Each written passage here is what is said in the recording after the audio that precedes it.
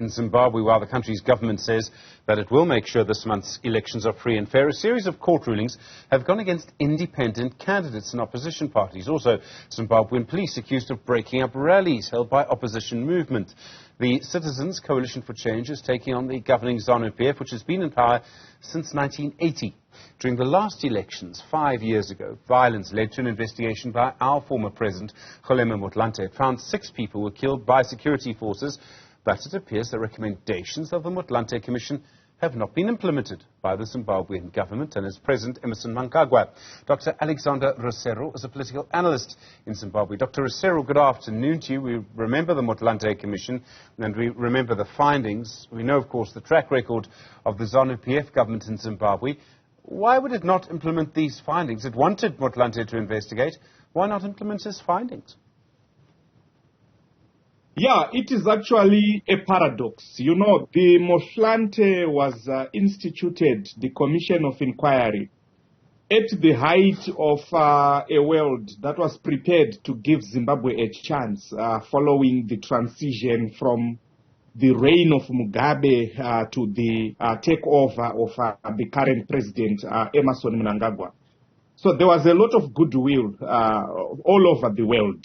Unlike now, and the world was indeed prepared to give Zimbabwe a chance, and that gesture was also reciprocated by the Mnangagwa-led government by instituting this commission of inquiry. But as it is right now, it's unfortunate. It's just an inquiry that was done, meticulously done, and it is gathering dust somewhere in a certain office. With no form of recourse whatsoever, because after an inquiry, the expectation was that there were certain genuine interventions that were going to be made following that inquiry. But unfortunately, Zimbabwe is actually on the verge of history repeating itself 5 years after the Motlanthe. In other words, if I understand you right, Doctor, there's nothing to stop violence happening again and nothing to stop violence from the security forces, from the army.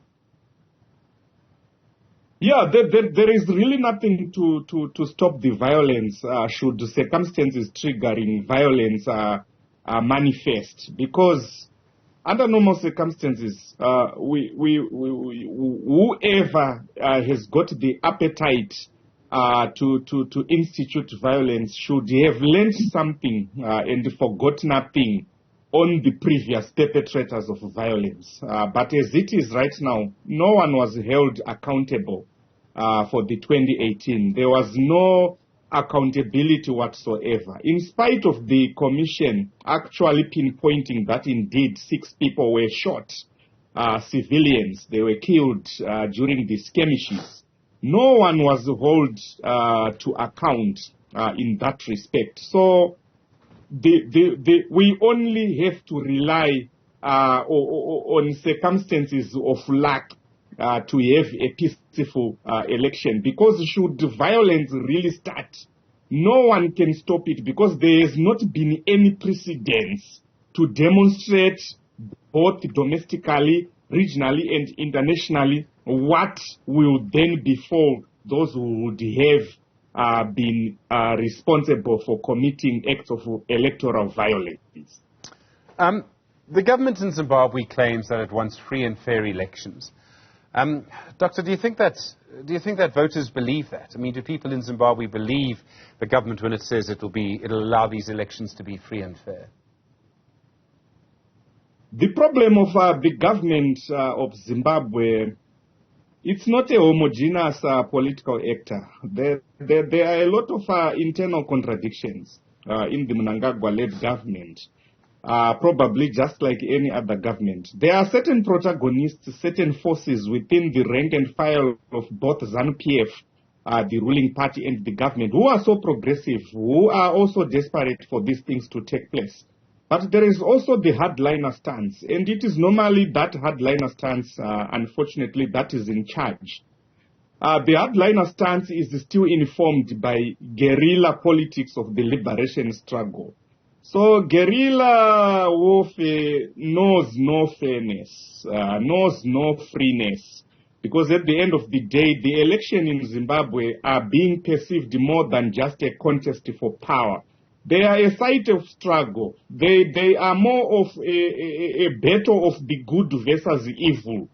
So a battle, an election reduced into that kind of cosmology, it's very, very difficult to render them free and fair. Because if we are to talk about the fairness of an election, it can't be a fair election where the outcome of the day is now being determined by the courts more than the ballot, where the bench is more active in the electoral processes, more than the electoral commission, and more than the critical constituents of the electorate, the voter, the people. So already, as much as we might desire and aspire a free and fair election as Zimbabweans, also as active observers or analysts, this election leaves a lot to be desired, because a real election is supposed to be settled in the ballot, not at the courts, not by those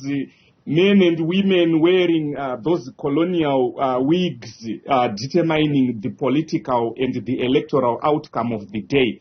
But unfortunately, this is where we are in Zimbabwe, where the judiciary has got an active role more than the electorate, more than the electoral body, more than the populace. So it can't really be a free and fair election in that respect. There'll be international observers on the ground. There'll be an African Union delegation, I understand, of observers, the European Union as well. Do you think they'll play a role in making sure this election could be free and fair, or do you think they, won't be seeing what's happening really on the day of the voting? Yeah, when you are talking about the electoral observer missions, the electoral observation bodies, electoral management bodies, they are there to ensure best practices, not necessarily of the current election, but the next election. And again, there is no balance sheet to say, come on, Zimbabwe, we are African Union. In 2018, you did this wrong. You got it right in 2023. In 2018, you did this right. You got it wrong in 2023. So they are likely becoming more of rituals, these bodies, these observers, because at the end of the day, it is still up to the government, up to the ruling part of the day to adhere or adopt, because those are mere recommendations. So those are just observers, and normally observers, you know what they are interested in. They are interested in an election where there are no tear gas, where there are no guns and blood, as opposed to the real matters of an election, because there is more to issues of violence more than physical conduct. There is psychological violence. There are also a lot of issues, hardware and software related matters of violence. But those bodies, it's not only in Zimbabwe, they are becoming sort of ritualistic. But it's a good practice to have your election being observed by local and external observers. But what is more important is a culture to adhere to the recommendations, to adhere to the dictates of their input, to entrench your democracy. Because elections are supposed to be the greatest yardstick of measuring how democratic a state is gravitating towards. That's the purpose of an election. We do elections to demonstrate to all who choose to care that those who are governing with the consent of the governed.